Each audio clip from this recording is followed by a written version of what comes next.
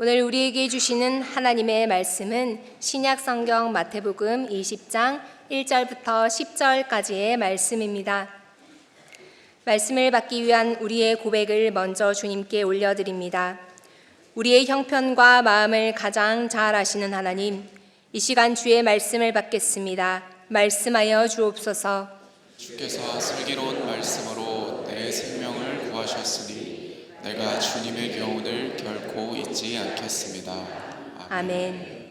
이제 하나님의 말씀을 저와 여러분이 한 절씩 교독하시고 마지막 절 함께 읽겠습니다. 하나님의 말씀입니다. 천국은 마치 품꾼을 얻어 포도원에 들여보내려고 이른 아침에 나간 집주인과 같으니 그가 하루 한 데나리온씩 품꾼들과 약속하여 포도원에 들여보내고 또 제3시에 나가보니 장터에 놀고 서 있는 사람들이 또 있는지라 그들에게 이르되 너희도 포도원에 들어가라. 내가 너희에게 상당하게 주리라 하니 그들이 가고 제6시와 제9시에 또 나가 그와 같이 하고 1시에도 나가보니 서 있는 사람들이 또 있는지라. 이르되 너희는 어찌하여 종일토록 놀고 여기 서 있느냐. 이르되 우리를 품꾼으로 쓰는 이가 없음이니이다. 이르되 너희도 포도원에 들어가라 하니라. 저물매 포도원 주인이 청지기에게 이르되 품꾼들을 불러 나중 온 자로부터 시작하여 먼저 온 자까지 삭슬 주라 하니 제11시에 온 자들이 와서 한 데나리온씩을 받거늘 먼저 온 자들이 와서 더 받을 줄 알았더니 그들도 한 데나리온씩 받은지라. 아멘. 사우디캅. 안녕하세요. 제가 태국에서 지역교회에서 설교할 때 안녕하세요 하면 대부분의 분들이 안녕하세요 이렇게 인사를 해주십니다. 다 아시더라고요. 한 번 더 인사할까요? 사와디캅. 반갑습니다. 태국에서 선교하는 이호연입니다. 거룩한 주일 아침 예배 주일에 예배 자리에 나오신 모든 분들을 예수님의 이름으로 축복하고 일부 예배부터 오후 파송 예배까지 주님의 은혜가 우리의 예배 가운데 놀랍게 흐르기를 축복합니다. 저희는 2주 전에 한국에 왔습니다. 그리고 선교계획 기간 동안에는 지금 우이천 근처에 있는 집에서 머무르고 있는데요. 아시는 것처럼 우이천 양옆에는 이렇게 트랙이 있습니다. 그래서 아침에 나오면서 이렇게 한번 보고 저녁에 들어가면서 이렇게 한번 보면 늘 걷거나 뛰거나 하는 분들이 참 많이 있습니다. 저희 부부도 한 2년 반 전부터 이렇게 뛰기를 시작했습니다. 일주일에 몇 번은 꼭 뛰려고 노력하고 있는데요. 한 번은 이제 시작할 때마다 늘 이렇게 생각합니다. 오늘은 한 10km 정도는 뛸 것 같은데 컨디션이 참 좋다 생각하는데 막상 발걸음을 내딛어 뛰기 시작하면 1km도 못 돼서 마음속에서 소리가 들리죠. 오늘 컨디션 안 좋다.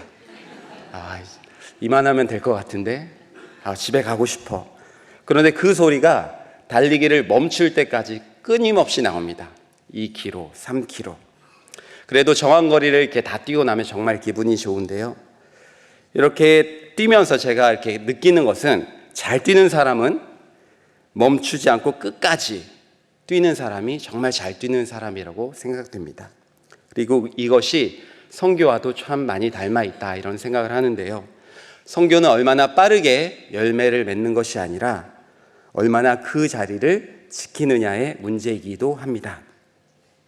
오늘의 본문은 천국에 관한 비유 설교입니다. 예수님은 천국은 이렇다라는 것을 비유를 통해서 하나님 나라의 관점을 저희에게 드러내십니다. 그리고 이 비유에도 기다리는 사람들이 등장합니다. 본문의 이야기에는 주인이 일꾼을 부르러 이른 아침, 대략 아침 6시 정도에 나갔다고 합니다. 보통은 아침에 이렇게 일꾼을 고용하면 더 이상 일꾼을 고용할 필요는 없습니다.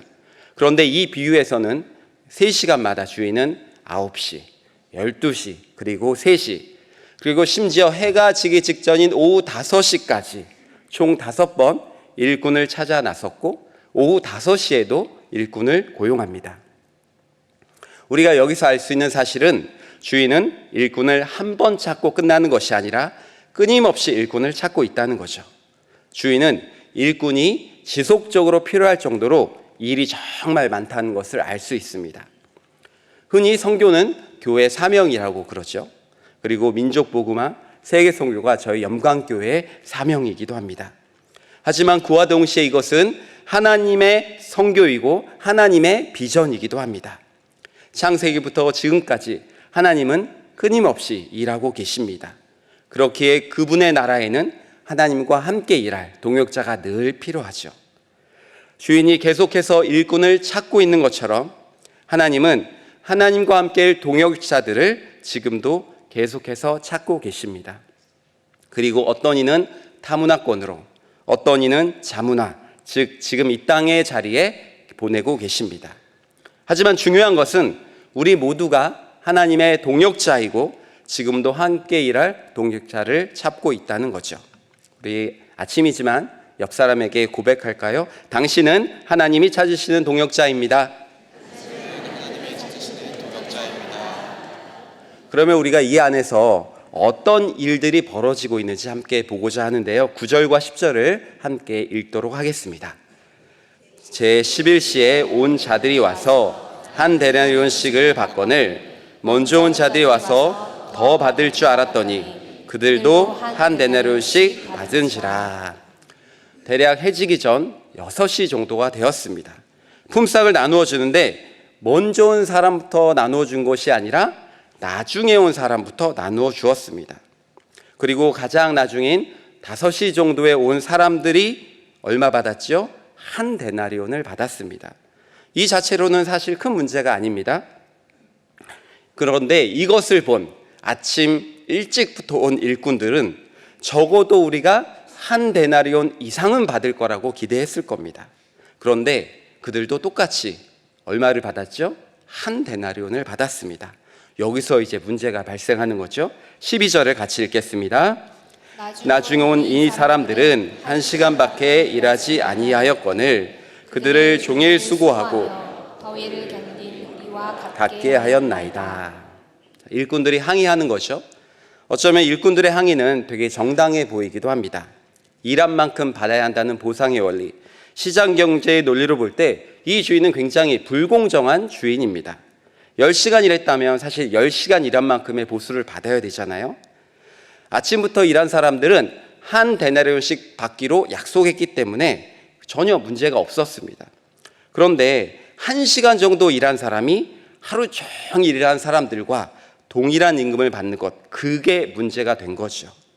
아침부터 일한 사람이 일당이 한 데나리온이라면 5시, 1시간 일한 사람의 일당은 그거보다는 최소한 적어야 되잖아요.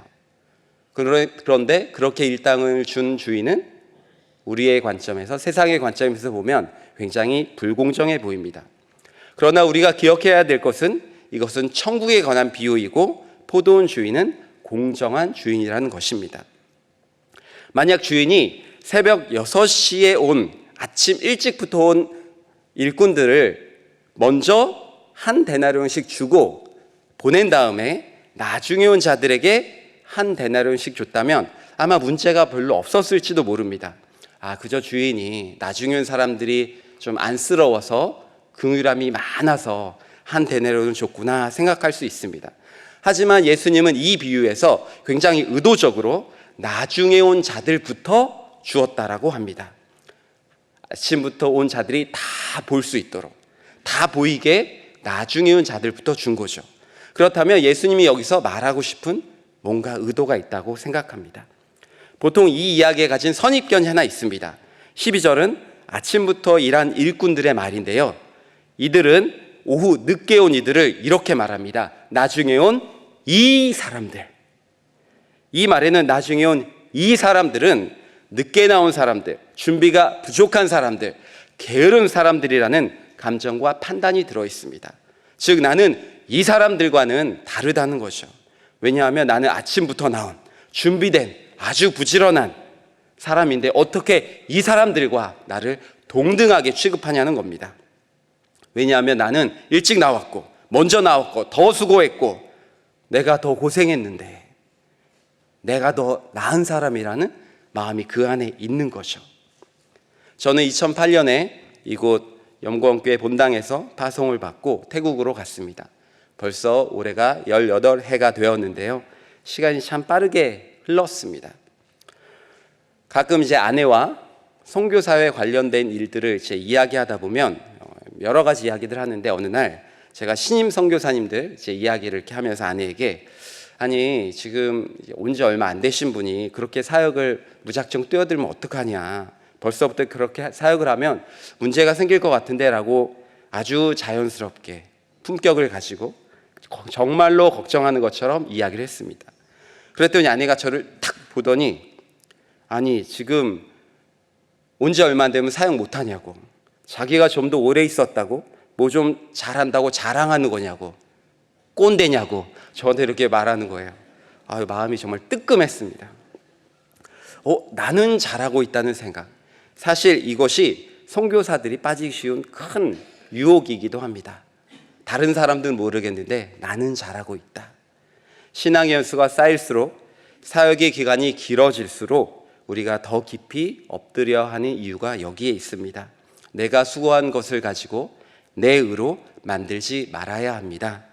우리는 무익한 종일 뿐입니다. 그렇다면 오늘 이야기에서 나중에는 이 사람들이 아니고, 이 사람들은 아침부터 온 사람들의 선입견처럼 정말 그러할까요? 6절을 한번 읽어보도록 하겠습니다. 제11시에도 나가보니 서 있는 사람이 또 있는지라. 이르되 너희는 어찌하여 종일토록 놀고 여기 서 있느냐. 6절을 보면 몇 가지 사실을 저희가 알 수 있는데요. 주인이 일꾼들을 5번 부르러 하루 종일 나갔지만 매번 같은 장소로 간 것은 아니었습니다. 당시 예루살렘에는 시장도 많았고 한 시장에서도 여러 장소에서 사람들이 모여서 일을 구했다고 합니다. 또한 여기서 한국말에는 놀고라는 고 쓰이는 이 단어는 헬라어에는 게을러서 딴짓을 한다는 뜻이 아니라 일하고 싶지만 기회가 주어지지 않는 상태를 말합니다. 좀 뉘앙스가 다르죠. 그리고 서 있다라는 단어는 막 서 있는 것이 아니라 지속적으로 서 있다라는 것입니다.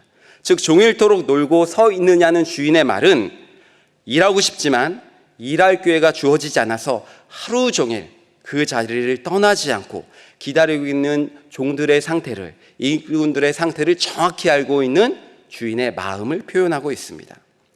그리고 주인은 종일토록이라는 말을 통해 이 일꾼들도 아침부터 나와 있던 일꾼들이라는 것을 우리가 알 수 있죠. 즉 새벽 6시부터 일한 일꾼들이나 오후 5시에 주인을 만나 일한 일꾼들 모두 새벽에 이른 아침에 일을 하려고 집에서 나왔다는 겁니다. 어느 누구도 1시간 일하려고 오후 5시에 나온 것이 아닙니다. 다만 어떤 이들이 먼저 주인을 만난 것이지요. 7절을 보면 나중에 온 이 사람들은 아침부터 나와 있었지만 아직 선택받지 못한 사람들이라는 것을 한 번 더 알 수 있습니다. 중요한 것은 그들은 포기하지 않고 기다리며 그 자리를 지켰다라는 것입니다. 그리고 주인은 1시간 일한 이들에게도 새벽 일찍부터 일한 사람들과 동일한 임금을 먼저 주십니다.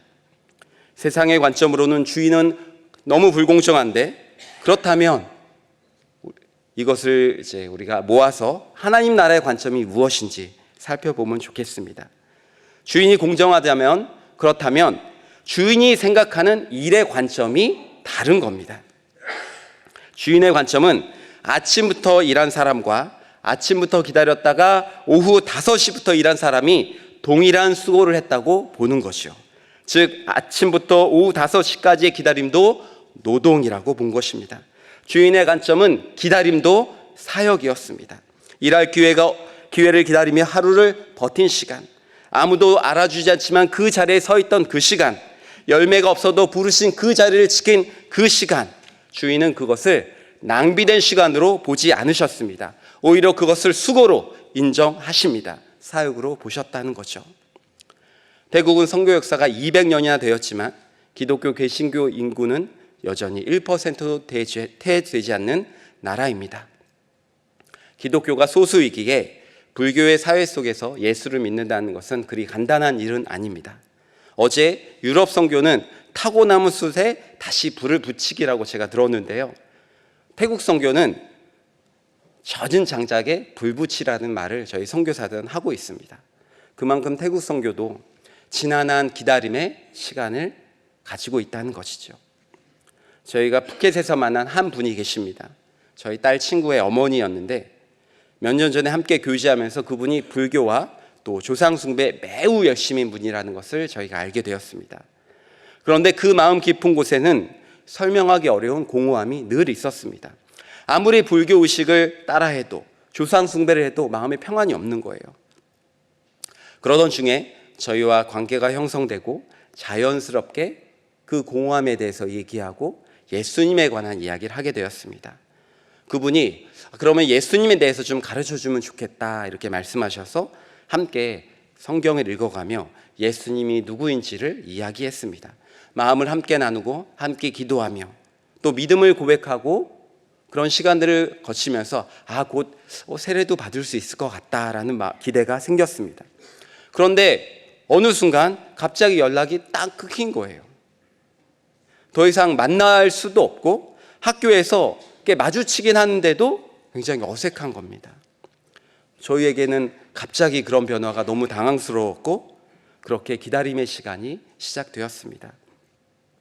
그리고 약 2회를 지난 후에야 그 이유를 알게 되었는데요.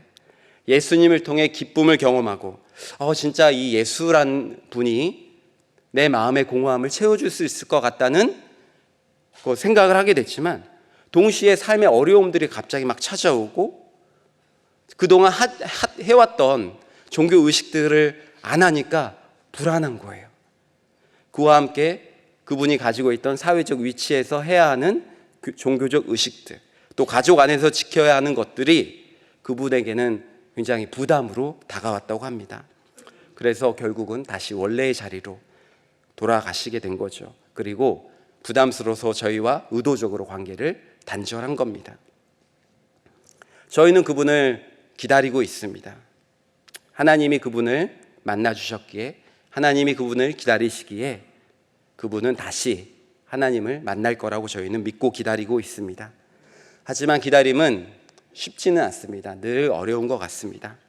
비단 태국뿐만이 아니라 아마도 많은 지역의 선교사님들은 이러한 기다림이 굉장히 익숙한 단어라고 생각합니다.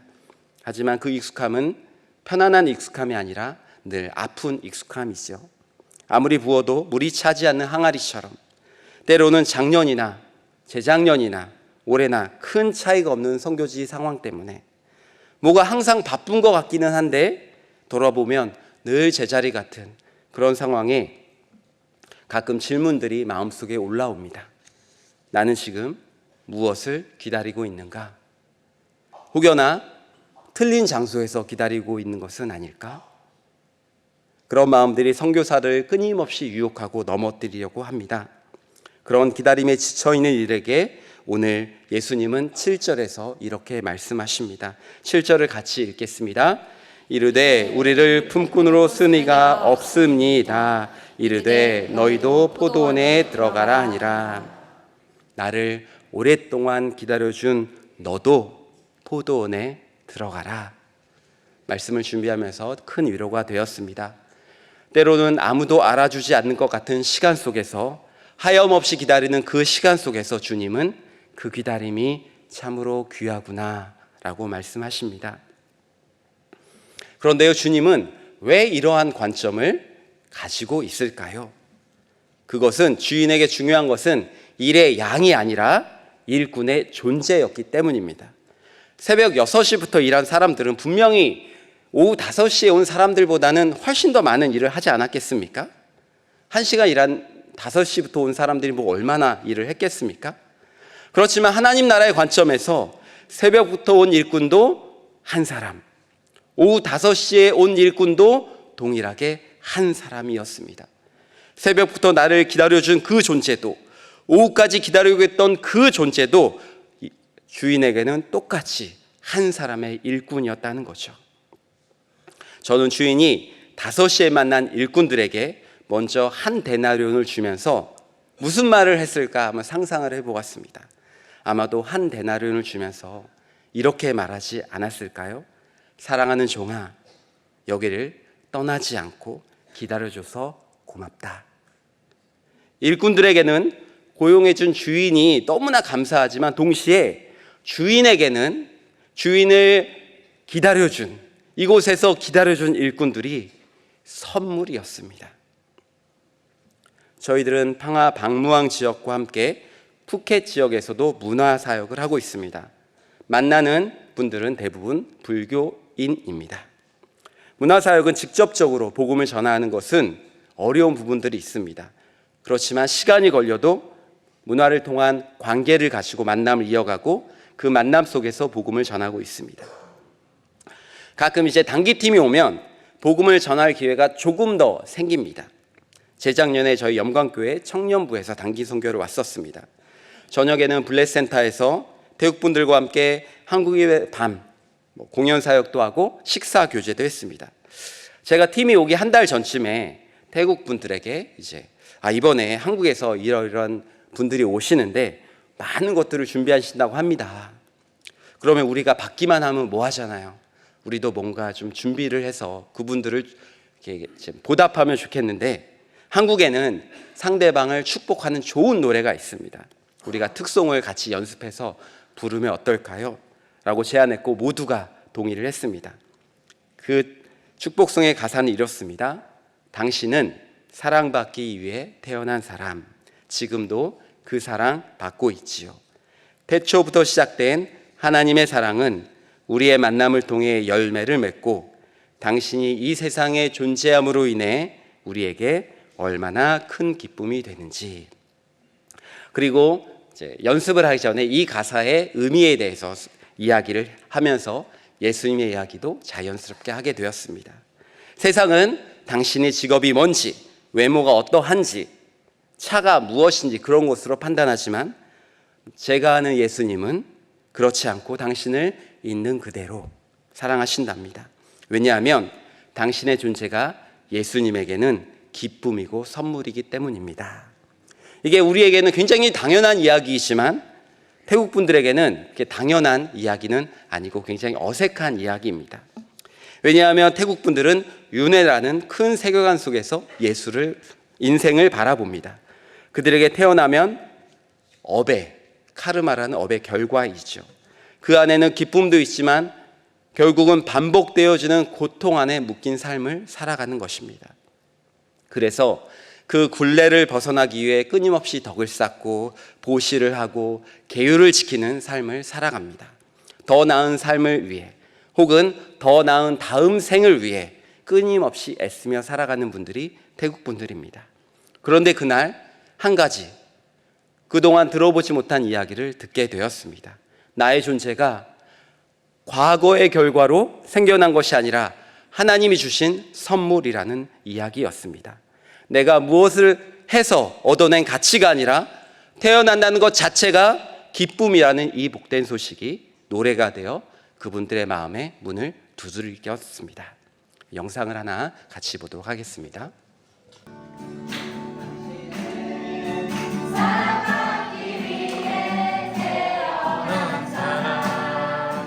당신의 삶 속에서 그 사랑 받고 있지요.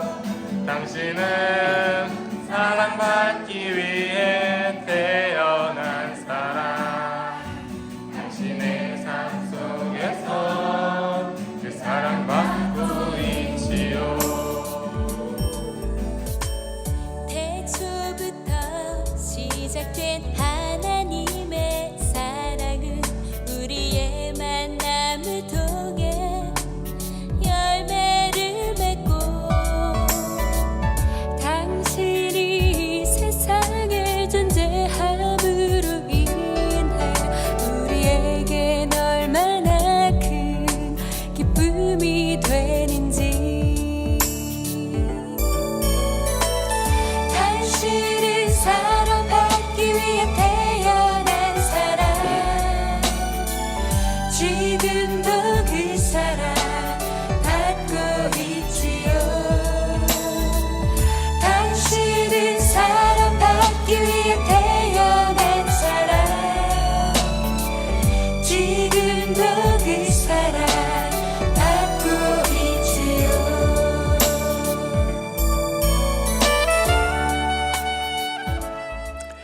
이렇게 주님은 기다리던 선교사에게, 우리 모두에게 우리가 주님의 기쁨의 존재라는 것을 말씀해 주셨습니다. 그렇게 기다림은 실패가 아니라 하나님 나라가 우리 안에서 그 기다림의 시간 동안 자라나는 것입니다. 올해로 영광 선교대회가 벌써 2012년부터 8회째입니다. 4년 차였던 제가 어느새 18년 차 선교사가 되었고, 우리 선교사님들은 20년 차, 30년 차의 선교사가 되었습니다. 우리 선교사님들 보면서 우리 주님은 오늘 이렇게 말하고 있다고 생각합니다. 선교사님들, 지금까지 그 자리에 있어줘서 고맙습니다. 그 자리를 지켜준 우리 선교사님들은 예수님에게 큰 선물입니다. 선교대회를 이렇게 8회까지 할 수 있었던 것은 또한 이 염광교회가 이 자리에 있어줬기 때문입니다. 우리 목사님 그리고 장로님들, 모든 성도님들의 헌신과 사랑으로 저희들을 기다려 주셨습니다. 이 아침에 예수님의 음성을 들으십시오. 염광교회, 지금까지 이 자리에 있어줘서 고맙습니다. 이 아침 예배에 나오신 우리 귀한 성도님들, 특별히 일부 예배를 드리는 성도님 중에는 많은 분들이 이 모양 저 모양으로 교회 구석구석에서 섬기는 분들이 많다고 알고 있습니다. 찬양대에서, 교육부서에서, 그리고 주방에서, 주차장에서, 여러 부서에서 누구도 알아주지 않지만 섬기고 계십니다. 저도 사실 청년 때 주일에 새벽마다 저희 부모님이 일부 갈보리 성가대 간다고 나가셨던 것을 기억합니다. 하루 종일 뵐 수가 없어요. 아침에 일찍 나가셔서 밤에 들어오시니까. 우리 모든 성도님들의 보이지 않는 섬김이 있기에 교회 사역이 물 흐르듯이 진행되는 것은 아닌가. 이 아침에 예수님의 음성을 들으십시오. 지금까지 이 자리에 있어줘서 고맙습니다. 오늘 예배에 나오신 분들 가운데 혹은 가정에서 혼자 예수를 믿고 계신 분들이 계십니까? 혹은 직장에서 신앙을 지키며 고군분투하고 있는 분들 혹시 계십니까? 언제나 우리 가족에게 구원이 임할까? 언제나 상황이 좋아질까 하며 기다리는 분들, 오늘 예수님의 음성을 들으십시오. 지금까지 그 자리에 있어줘서 고맙습니다. 교회 건축이 목전에 있습니다. 앞으로의 시간은 아마도 긴 기다림의 시간이 될 것입니다. 우리가 할 것은 우리의 자리를 지키며 기다리는 것입니다. 그리고 우리는 다 같이 예수님의 음성을 들어야 합니다. 옆 사람에게 이야기하겠습니다. 함께 이 자리에 있어줘서 고맙습니다. 함께 이 자리에 있어줘서 고맙습니다. 오늘 나를 찾아오시는 주님, 우리의 기다림도 보이는 열매가 없어도 너의 기다림은 사역이고 너는 내 선물이라고 말씀하시는 그 예수님 때문에, 그분 때문에 우리가 선교하고 우리가 살아갑니다. 이 시간 같이 찬양하고 싶은데요, 제가 선교지에서 자주 부르고 듣는 찬양이 있습니다. 가사가 이렇습니다. 무명이어도 공허하지 않은 것은 예수 안에 난 만족함이라. 가난하여도 부족하지 않은 것은 예수 안에 오직 나는 부요함이라. 고난 중에도 견뎌낼 수 있는 것은 주의 계획 믿기 때문이라. 실패하여도 일어설 수 있는 것은 예수 안에 오직 나는 승리함이라. 난 예수로 충만하네. 우리가 무명이어도, 가난하여도, 고난이 있어도, 기다리는 시간이 하염없이 길어질지라도 견디고 일어서는 것은 오직 예수로 충만하기 때문입니다. 세상의 부귀영화로 충만한 것이 아니라, 세상의 명예로 충만한 것이 아니라 오직 예수로 충만할 때 그곳이 광야이든 그곳이 물된 동산이든 그곳이 사망의 음침한 골짜기라고 할지라도 우리는 이렇게 고백할 수 있습니다. 여호와는 나의 목자시니 내게 부족함이 없으리로다. 상황은 여전히 기다림이어도, 하나도 변한 것이 없는 고난 가운데 있을지라도 주님과 함께 하는 그곳이 하나님의 나라인 줄 믿습니다.